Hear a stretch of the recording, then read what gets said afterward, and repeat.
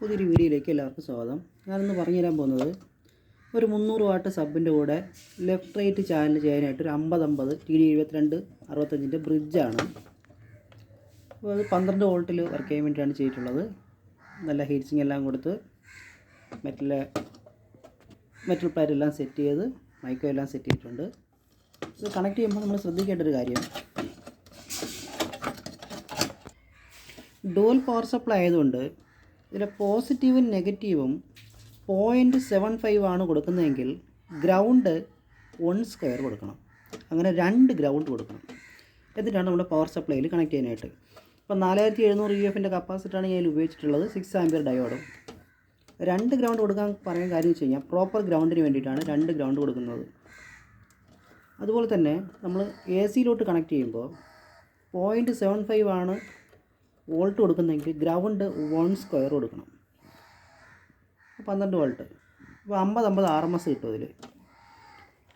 അതുപോലെ നമ്മൾ BT connect ചെയ്യുമ്പോൾ ബാസും ട്രിബിളും റിബൺ വയറിട്ട് കണക്ട് ചെയ്യാം. പക്ഷേ വോളിയം കണക്ട് ചെയ്യുമ്പോൾ ഇതുപോലെ ഷീൽഡ് വയർ പാക്ക് ചെയ്ത് തന്നെ എടുക്കണം.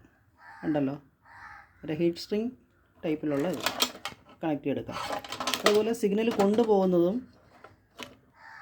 2 കോർ ഷീൽഡ് വയർ തന്നെ ഉപയോഗിക്കണം. പിന്നെ ഇതിൽ വോൾട്ടേജ് കണക്ട് ചെയ്യുമ്പോൾ പോസിറ്റീവും നെഗറ്റീവും മാത്രം ഡുവൽ പവർ സപ്ലൈയിലേക്ക് കൊണ്ടുപോവുക. ഗ്രൗണ്ട് കൊടുക്കരുത്. ഷീൽഡ് വയറിൻ്റെ ഗ്രൗണ്ട് വേണം അതിനായിട്ട് ഉപയോഗിക്കാനായിട്ട്. പിന്നെ ഇപ്പോൾ ഡുവൽ പവർ സപ്ലൈ കണക്ട് ചെയ്യുമ്പോൾ ഗ്രൗണ്ട് കൊടുക്കാതെ ഒരിക്കലും നിങ്ങൾ അപ്പുറം ഇപ്പുറം വോൾട്ടേജ് കണക്ട് ചെയ്യൽ സെനാർ ഉണ്ടെങ്കിൽ അടിച്ചു പോകും. ഒരുപാട് ബോർഡ് കൊടുത്തതിൽ ഒരുപാട് പേർക്ക് അത് അബദ്ധം പറ്റിയിട്ടുണ്ട്. അതുപോലെ സിഗ്നലും ഷീൽഡ് വയർ തന്നെ ഉപയോഗിക്കണം. ഉണ്ടല്ലോ, ഇതുപോലെ ഷീൽഡ് ചെയ്ത് തന്നെ ഉപയോഗിക്കണം. ഇത്തിരി ശ്രദ്ധിച്ച് കഴിഞ്ഞാൽ വലിയ ഹമ്മിങ് ഒന്നും ഇല്ലാതെ തന്നെ നല്ല രീതിയിൽ നമുക്ക് ആംപ്ലിഫയർ കേൾക്കാം. ഇതിപ്പം അത്യാവശ്യം നല്ല പവറുള്ള ഒരു ഡുവൽ പവർ സപ്ലൈ ആംപ്ലിഫയർ ആണ്. ഇത് ഓൺ ചെയ്തിട്ട് ഞാനിത് കേൾപ്പിച്ച് തരാം. ഓക്കെ.